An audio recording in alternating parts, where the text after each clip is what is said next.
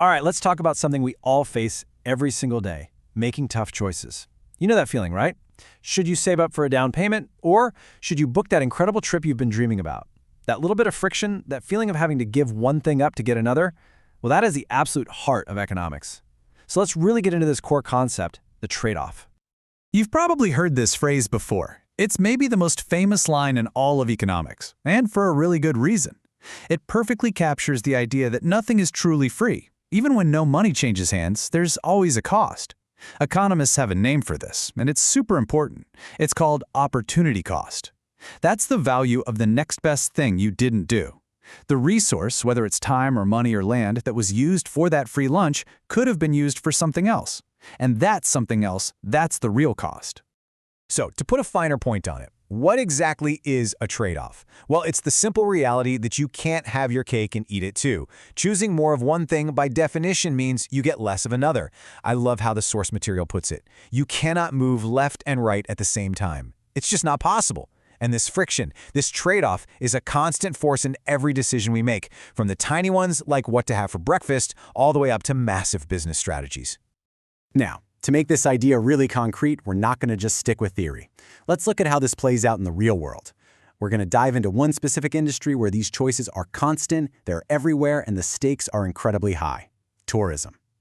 We'll look at some of the tough calls that managers in this world have to make every single day. So, let's get right into it. We're going to break down 4 specific critical trade-offs that people in the hospitality industry are always wrestling with. And you'll see that each one is a classic this or that dilemma, where, you know what, there's just no perfect, easy answer.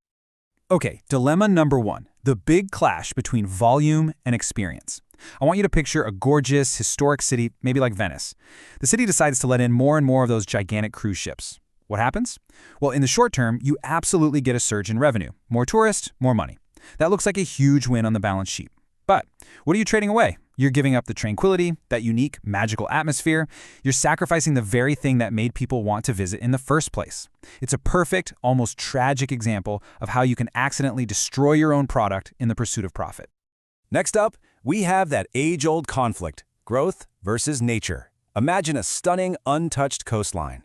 A developer comes in and says, "I want to build a new marina here, attract yachts, boost the local economy." That sounds great, right? It means more development, new infrastructure, but the trade-off is brutal. That pristine natural ecosystem, it's gone. That beautiful coastline is now a harbor.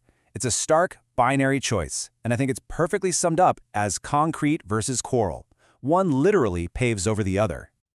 Our third trade-off is pure business strategy. It's the choice between chasing high profit margins or capturing a large market share. Let's say a hotel group decides to position itself as a luxury brand. They set really high room rates, they offer premium services. The upside? They make a ton of money from each guest. But what's the trade-off? They've completely and intentionally shut the door on the entire budget traveler market. You just can't be a 5-star luxury resort that also appeals to backpackers. It's impossible. You have to sacrifice one market segment to properly serve the other. And finally, let's talk about the trade-offs that come with sheer scale. Imagine building a massive 500-room mega resort. From an economic perspective, this is a huge win for the local community. It creates a ton of jobs from construction to hospitality. But that choice brings enormous social and environmental pressure. Just think about it. The massive amount of waste that resort will generate every single day. The incredible strain on local water supplies. The overall carbon footprint. The trade-off here is crystal clear. You're choosing immediate economic gain, but you're paying for it with long-term environmental and social strain. So now that we've walked through those 4 dilemmas, you can start to step back and see the pattern, right? Every single choice is a calculation. It's a balancing act. So now it's time to summarize exactly what's being weighed on the scales. This table just lays it all out so clearly. Have a look at that left column.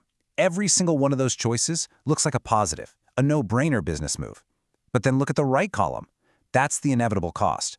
There's absolutely no way to get the benefit on the left without paying the price on the right. That price, remember, is the opportunity cost. Every choice has one. And that really brings us to the most important takeaway from all of this. The smartest way to approach any decision is to think of it like a transaction. You are literally buying one outcome by spending another one. The second you can clearly name what you're spending, what you're sacrificing to get what you want, that's the moment you start making much, much better choices. At the end of the day, This isn't just a theory for economists or hotel managers. It applies to every single choice we make in our own lives, big or small. So the next time you're facing a decision, I want you to pause and ask yourself this one simple but incredibly powerful question. What am I choosing to give up?